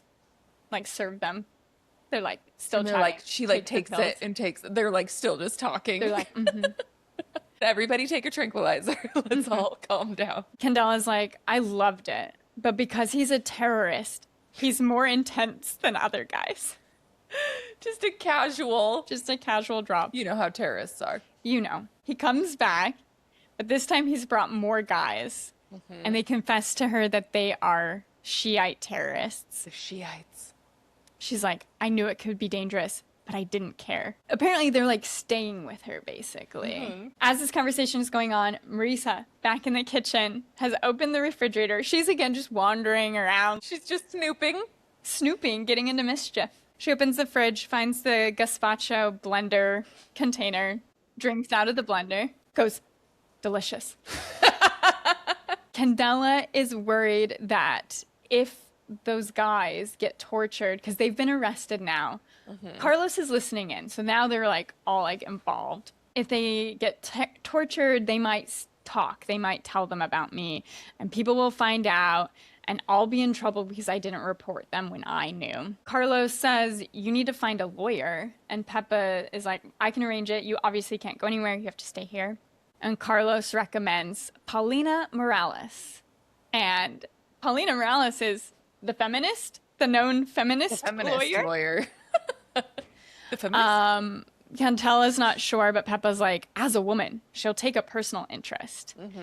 And the dynamic with this lawyer, and I think also Peppa and Candela, I'm like, I feel like this female connection is way better satire than any part of Forbidden Fruits. Yes. Yeah, absolutely. Okay, so now we have a lawyer. We got to get this lawyer involved. Peppa is now on Operation Save Candela.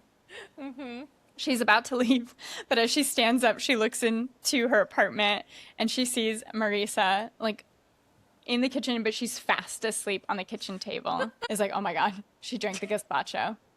Goes in, gets her arms underneath Marisa's arms and starts dragging her. Like at first I feel like she's like thinks she can get away with like pulling her behind Carlos and Candela without them seeing, but of course they see her and she's like, help me. And they put her on the sunbed. I thought this dialogue was pretty funny. They're like, how did this happen? She like suddenly fell asleep. She was just awake so suddenly. And Peppa's like, the strangest things happen suddenly. You should know, Candela. Candela's like, you're right. True. They do. What about a minute ago? She goes, a minute ago, she wanted to go home, but you ignored her, so she got depressed and drank the gazpacho. And Carlos is like, well, yes. And he's like, wait, the gazpacho made her fall asleep? And Peppa's like, yes, it was spiked with barbiturates. She's so matter of fact. It's so matter of fact. It's so funny. And then they calculate, well, how many did you put in there? She's like, I don't know, 25, 30. They quickly all decide, oh, she's just going to have a good sleep. Yeah, she'll have a great sleep. She'll have a great sleep. That's all. They get her propped up there. Peppa's like, sorry, I did that earlier. I was going to give the gazpacho to Yvonne because Yvonne loves gazpacho, but he never came.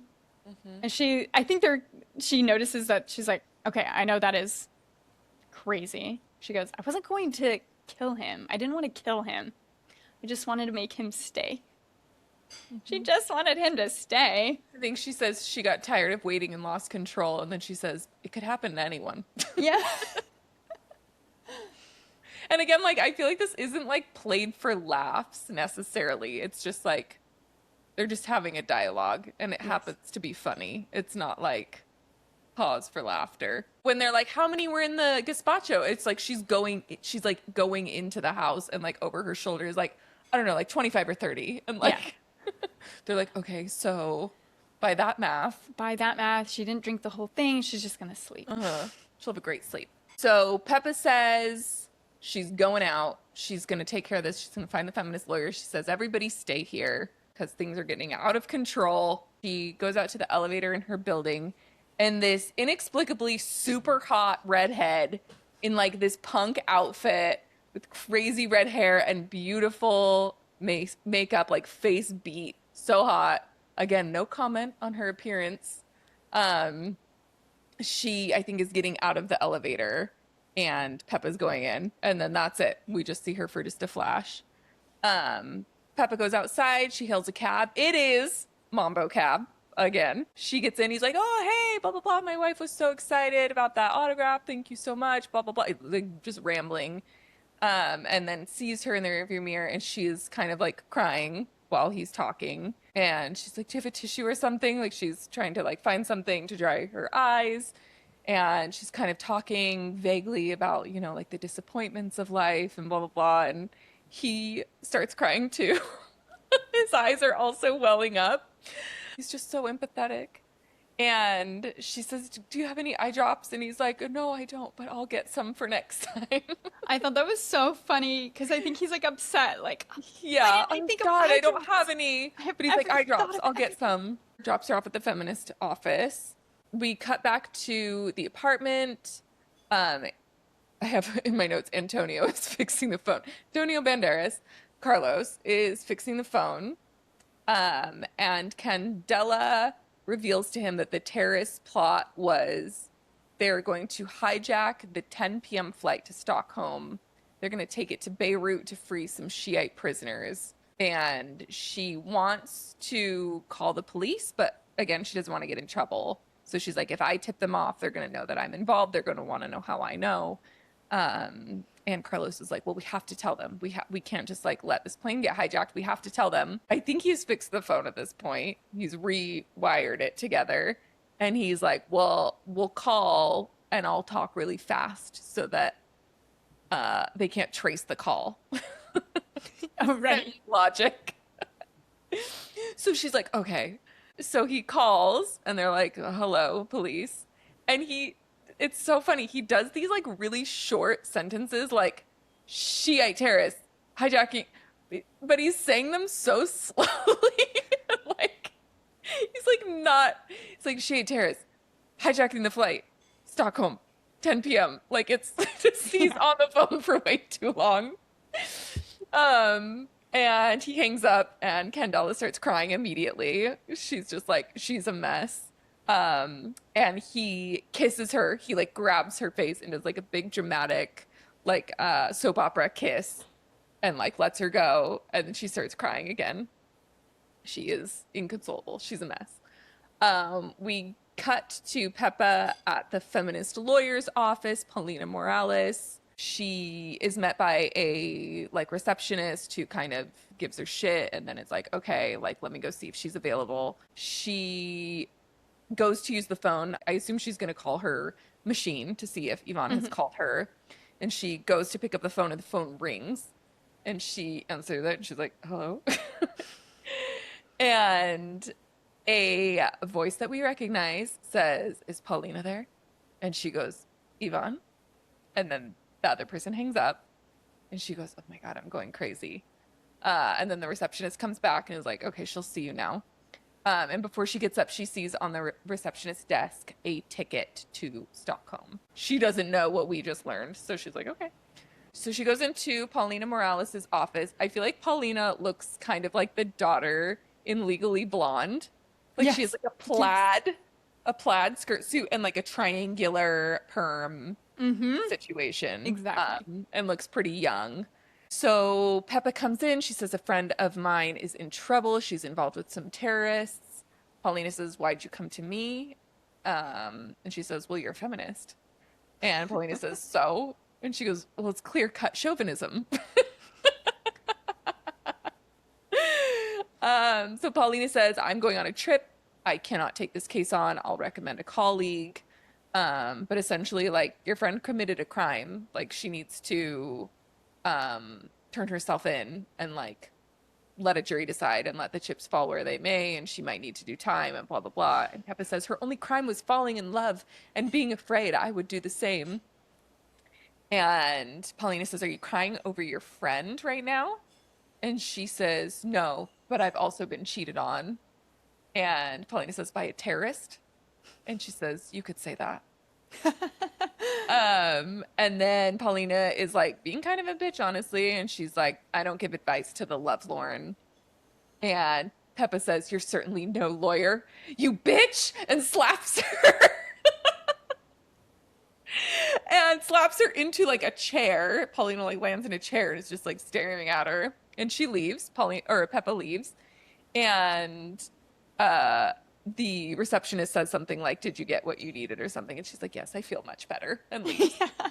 But this is what I'm saying. Like, these interactions with women, like, are so much funnier than Forbidden Fruits. It's so funny. And yeah, just so like absurd, but just like such a little like micro absurd glimpse. It's so funny. So Peppa goes back to her apartment building. She finds Yvonne's suitcase that she had packed for him at the bottom of the stairs, like outside. And she's like, what is this doing here? And there's like a landlady groundskeeper type, like a dumpy middle-aged lady. And Peppa goes, what is this doing down here? And she goes, I don't know. The kid brought it down. And she gets super mad and grabs it and is like dragging it up the stairs behind her. We cut back up to Carlos. He is kind of, again, looking through Peppa's stuff. Because what else is he going to do? And he's found a postcard, which I forget from where, but he's reading the postcard, and it's Peppa and Yvonne. It's from a trip they took together, and they have both filled out the postcard, which is kind of cute. And so he's reading it, and it's like, in Yvonne's voice, like, Peppa, it's so beautiful here, blah, blah, blah, blah, blah. Like, I'm so happy that we're together. And then in Peppa's voice, it's like, I am also with you. I'm so happy to see you write this card. And it's like in their voices, and it's Carlos's mouth, like reading it out loud, but it's like their voices coming out. It's very cute and like reminiscent of the voiceover. So then we have Peppa storm in with the suitcase. She's like, what was this doing outside? Carlos fesses up that Yvonne called while she was gone. She missed him again. And Carlos answered, and he said, he's too embarrassed to see you. He just wanted his suitcase put outside. And she said, well, if he wants his damn suitcase, he's going to have to come and get it. And she says, "Where's Candela? Did I miss anything?" He says, "No. How was the lawyer?" She said, "I'll tell you about it later." She goes into her room. Candela has presumably showered and is wearing Peppa's dress. She's wearing a black dress of Mm-hmm. Peppa's and has her hair now slicked back. Oh, I love. It's very chic. Yeah. She says, "You can have that dress if you want it." Um, and Peppa's like, "Oh," she's like, "How did it go with the lawyer?" And she says, "You know, I think it's best if we took a vacation together away from Madrid. We'll come back in a week. Things will have died down. The lawyer said not to worry, but let's just take a trip. Let's go water the plants out on the terrace and then we'll pack our bags." Also, Carlos has found the test results, Peppa's test results. It's like the doctor's voice, like, "Here are the results of your labs, blah, blah, blah." And it's like his reaction is kind of shocked, but again, it does not tell us what those results are. So then we cut to the girls, Peppa and Candela on the terrace. Peppa is like unspooling the garden hose. It's very, God, it's just so pleasant. I can't get over the chickens on the The terrace. chickens, and there's ducks too. Yeah, oh, yeah. my gosh. So she's unspooling it, and Candela says, "Your stepson was snooping." And Peppa's like, "Well, he won't find much. There's not much to find, blah, blah, blah." Peppa's watering her plants with the hose. She's talking to them. She says, "You know, I'll miss you, but you've been depressed like me." She's going on a trip. She is like watering, walking around, and we see Marisa is still in her chair, out cold still. And you can see Peppa be like, "Oh, like she must still be out. Like, better test it," and gives her just a little like like spritz Yeah. to see if she's still asleep and she doesn't move. So then we cut to Carlos and Candela. They're in the like bunny coop. There's like bunnies also in Yeah. a little cage. They're feeding the bunnies. Candela says, I'm sorry that I made fun of your stutter earlier, but you went too far. Men keep taking advantage of me, and I only realize it when it's too late. Look how the Arab world treated me." The phone rings. It is Lucia. She says, "We need to talk about something that concerns us both." And she is quoting the little note that Peppa left for Yvonne. Peppa says, "If you mean Yvonne, I'm not interested." And they're having this conversation. This feels like, and again, this is like media literacy. Like, this feels like very Wes Anderson. Like, they're both on the phone, holding the phone, looking straight to camera with like a very cool backdrop. Yes. And Lucia's hair is like all braided and up in this little updo, and they're both just like looking dead into the camera, having this conversation with each other. And she says, "If you're not interested, then why are you going away with him?" And Peppa says, "Lady, you're nuts. The only thing between Yvonne and me is pain." And then we have a little conversation. She hangs up. We have a little conversation between Peppa and Carlos about Lucia. He lets her know that Lucia is mentally ill, he says. Peppa tells Carlos that the lawyer was no help and she would rather prosecute Candela than help her. Like, how did you even know her?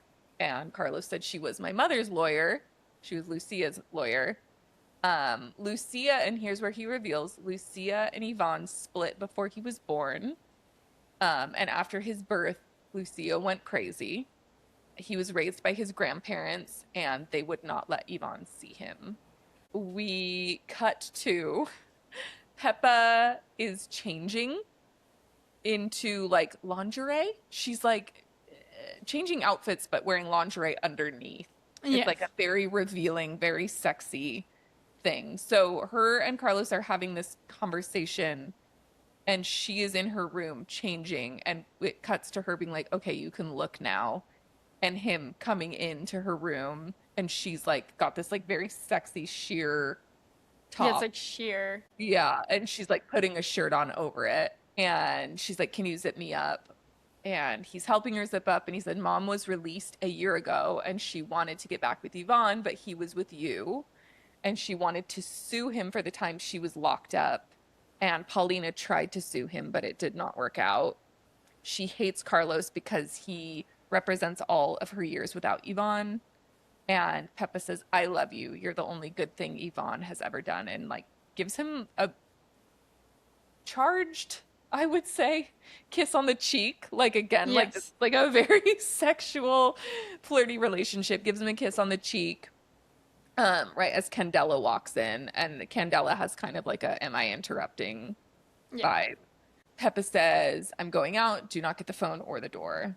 And then it's just Candela and Carlos. Candela says, "I overheard about your mom. I'm so sorry." And Carlos kisses her again on the mouth. And she says, "You're a kissing fanatic."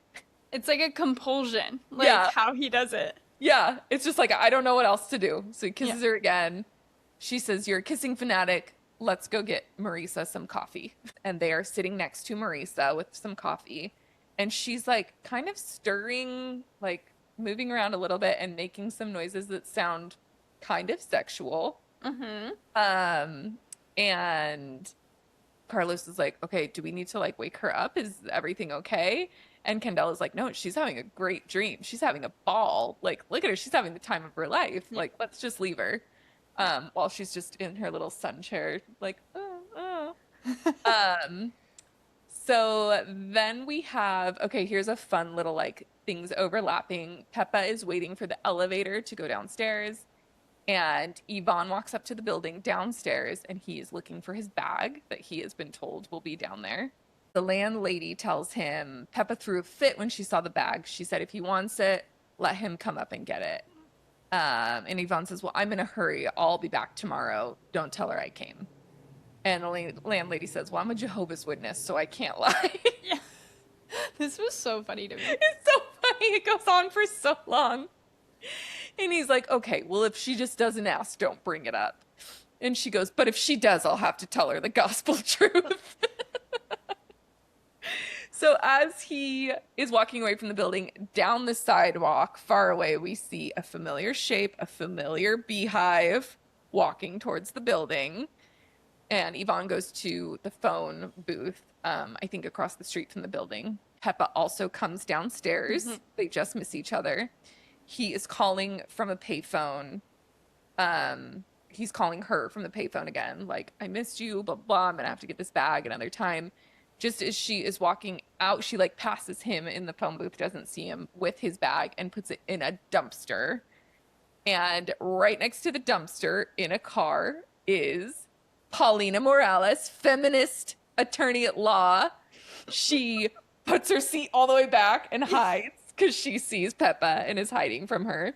Peppa comes back upstairs, and there's a record playing on the record player, and it's kind of like lover scorned music. She's just watching it play for a second and is getting upset. Yvonne is still in the phone booth outside. He sees Lucia walk by and like hides. Yeah. So he's hiding from Lucia as she walks by. He is in the phone booth. She goes in the building. He leaves the phone booth. We have Paulina Morales getting the bag out of the dumpster for him. And we cut to Peppa walking over to the record player. She's so pissed. She takes the record off the player, throws it through the same hole that the phone was thrown through, goes straight through the hole, flies through the air, hits Paulina Morales in the head. It's so funny. It's so funny. It's so stupid because it's like across the street from her building. Yeah. She like turns around and is like, "Oh my God, what was that?" So then we cut to the three, Peppa, Carlos, and Candela. It's like an above shot, very cool, of the three of them listening to the newest message from Yvonne. He says he's not going anywhere with a woman. He doesn't know why she's being weird, like where she got this idea. And Peppa says he can fool me with everything but his voice. Like, we worked together for so long. I know all of his tells. He is lying. She rips the phone out of the wall again. It's just been fixed. Throws it out the same hole again. And it lands on the hood of Paulina Morales' car as she is trying to drive away with Yvonne. And it is a double joke. It is so fun. I laughed so hard when that happened. It's making me realize I don't feel like I've thrown enough things out windows. And what are the odds that she gets it out the same hole every time? She gets it out the same place. That's the winning move. It's so funny. The record in particular, she throws it like a frisbee. Yeah. It's so funny. Zigzags down to hit her perfectly. Rips the phone out again. So she's phoneless again. The doorbell rings. Candela flips out. It's the police. Peppa has this genius idea. She tells Carlos to get the door, and then she gets out a board game and is like, let's pretend we're playing this board game so we look innocent. Carlos answers the door. It is Lucia and two men. One is in a suit, one is in like plain clothes, like a leather jacket and a flannel. Lucia calls Carlos a traitor. She's like, what are you doing here, traitor? And Peppa from the other side of the room is like, who is it? What do they want? Like, all innocent. So this is the part where I told you I checked the time. There's only 20 minutes left in this movie. And I was like, there is so much to happen still. So it's going to happen fast. So Lucia's look at this point, she is wearing like a pink, it's like a very Jackie O, like pink and white, like tweedy skirt suit. She's got a bouffant, she's got a beehive. She has, again, those eyelashes, like very heavy black liner on the whole eye. Candela's trying to be cool, but she's making a fool of herself. They're like, did you all come together? And they're like, no, we met her in the elevator. This is just a coincidence that we're all here.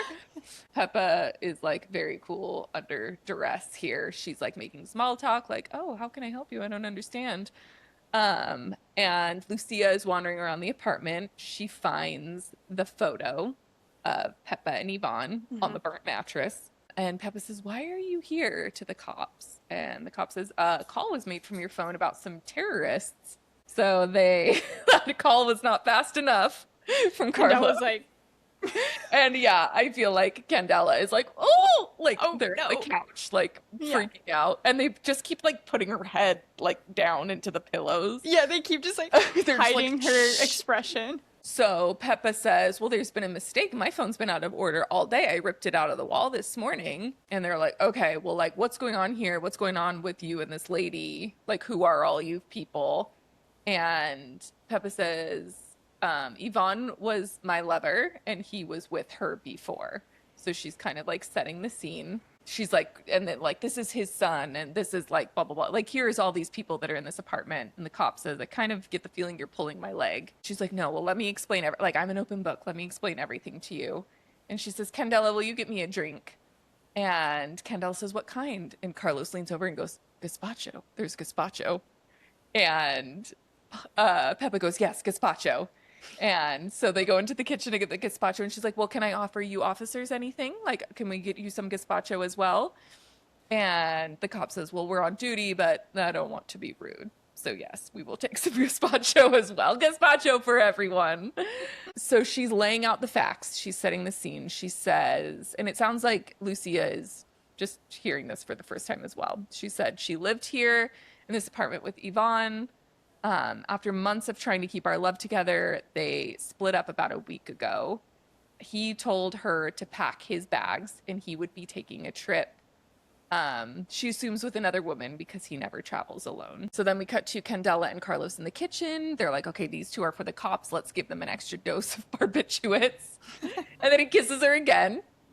And then that's that. He's a maniac. Back to Peppa. She says, I packed up all his stuff and went to work. And when I came back, the apartment looked like this, like it was a total wreck. The suitcase was gone, the bed was burned, and then there's a knock on the door.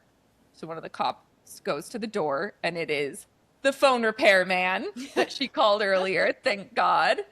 And he's like, who are you? And he goes, I'm the phone repair man. Who are you? And he says, well, I'm a cop.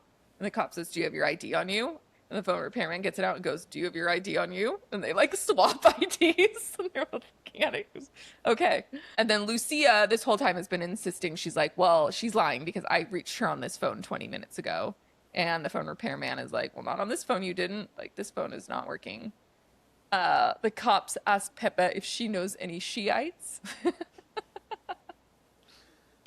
And they're just talking about, well, they've been all over the news. That's as much as we know. And then Lucia has had enough. She's like, I want to talk to Peppa about important things here. And one of the cops is like, what, men? And she goes, of course.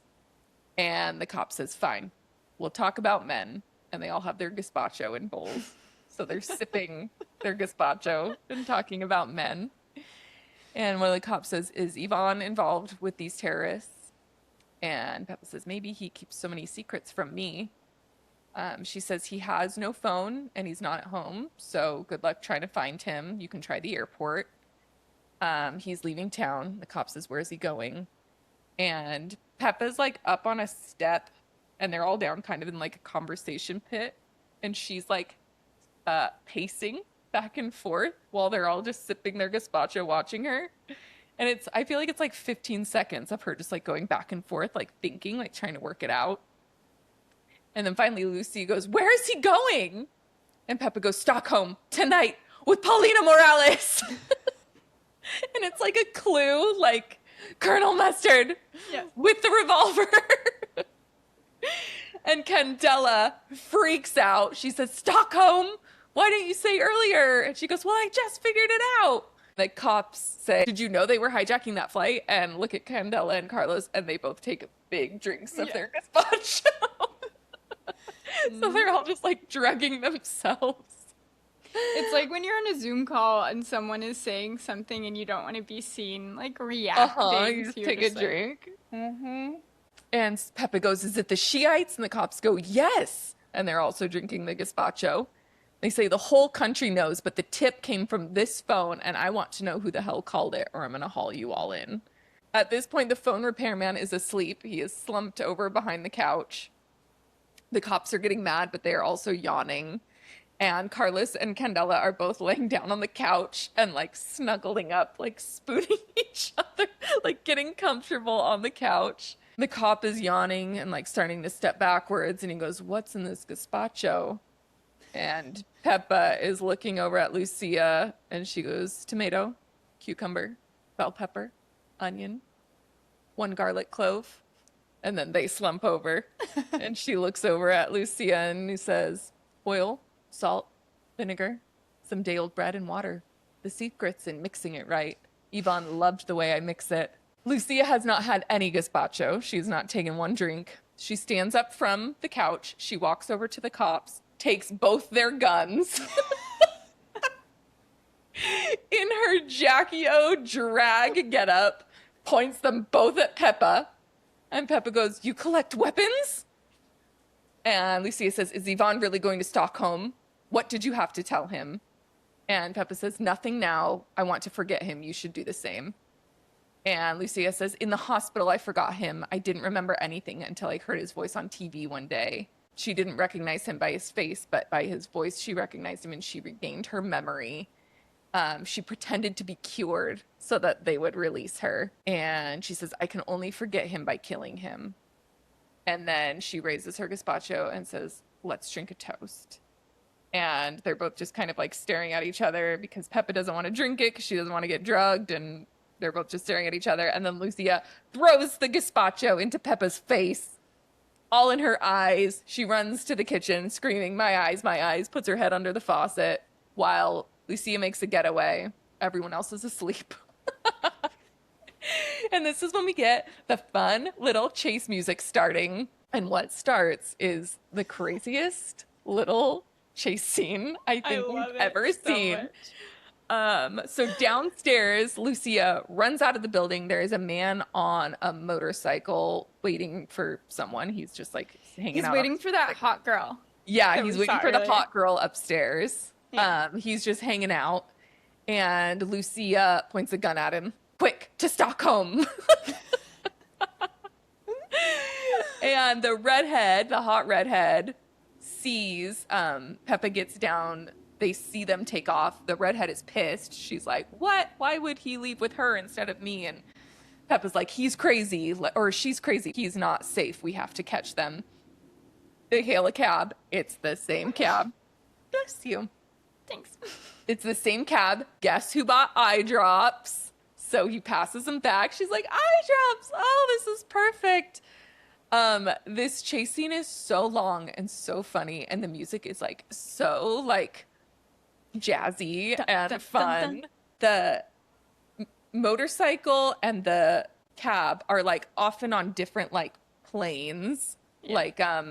Like one's in a bridge and what like they're like not on the same highway all the time, and they're like yelling out the cab window at the lady on the motorcycle, and she's holding, I don't know why it's so funny, her holding on in the back of this motorcycle is so funny. Is it like her stunt double that's funny? I don't know. It's so funny. It's like, because it's like she's on, but she's like not quite on. She's Like, not it's like, quite on. And it's like she's a little too big for the back of it. yeah.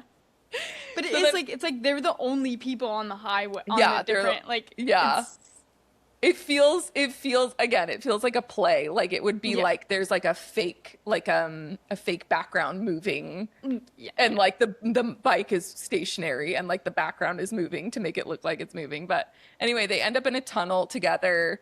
They're like screaming out the window, like, stop, blah blah blah, like don't hurt him. And Lucia has a gun and is pointing it and just starts laying Shooting. off shots, just shooting. It's like sparking, like total prop gun. It's so funny. She looks like a total maniac, like hanging onto the back of this bike. If you're gonna watch a scene from this movie, I feel like watch this part because it's so indescribable. It's so funny. A really majestic scene that again lasts like 20 seconds of just a like close-up shot of Lucia from the side, and the music changes and it's just her hair being blown back, like Her whipping in wig. the wind. And I think she has her eyes closed and she's just like feeling so free. And it's, again, the music is like very funny, but like it's absurd. It's just so absurd what It's is absurd. happening. It's like so unnatural and like you don't see anything else. You don't see that she's on it. No. She could be anywhere. It's like Yeah. a It's disembodied like neck torso. up. Yeah. Tight shot. It's so funny. They finally pull up to the airport. Lucia hops off the bike. She says thank you and runs into the airport.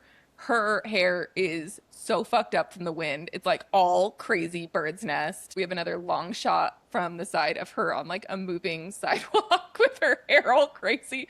And she's just like staring straight forward. She spots Yvonne and Paulina. Peppa runs in.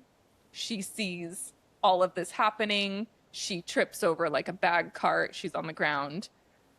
She sees Lucia put on her glasses. She's like big, round, seeing glasses, and pull out a gun and point it. And Peppa gets up and pushes a cart into her.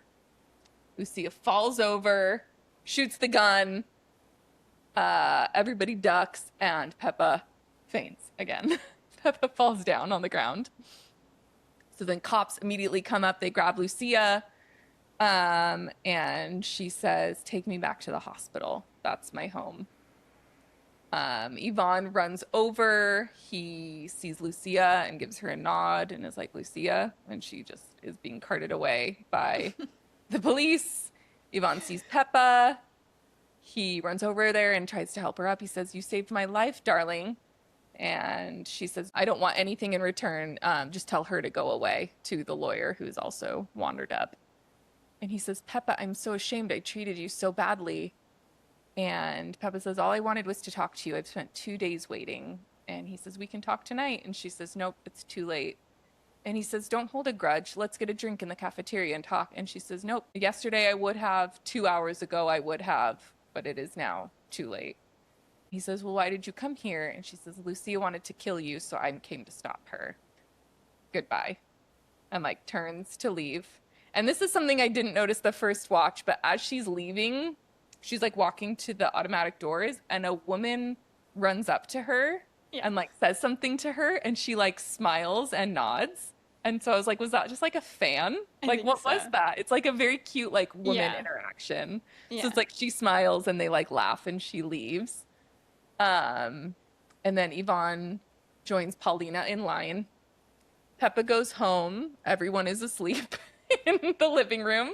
She has kind of like a, what's the word? Like a voiceover of her being like, this is so crazy. Like, look at this mess. I better put my shoes on so I don't step on glass or step in gazpacho. There's gazpacho everywhere. She's like, oh my gosh, Candela and Carlos, like what a pair. Hopefully he's better for her than the Shiites. And she goes, that repairman is a doll. Better save him for Marisa. Just shifting everybody's partners just around. moving to pieces. She goes out onto the terrace and Marisa is waking up. She's woken up. She goes, oh my gosh, I fell asleep. And Peppa says, how do you feel? And she says, like new, but you don't look so hot. And Peppa says, well, I'm going to have a baby. You're the first person I've told. So now we know. That's what the news was from the doctor. And Marisa says, congratulations, you should sit. And so they switch places. Peppa sits down on the chair. Marisa stands up. She sees into the house and sees the shit show that's in there, including her fiance spooning Candela. And Peppa says, I'll explain later. You just woke up, but I haven't slept in 2 days. I'm not going to sublet it. I love the view. And Marisa says, it's gorgeous. How long was I asleep? And she says, hours, but you have beautiful skin.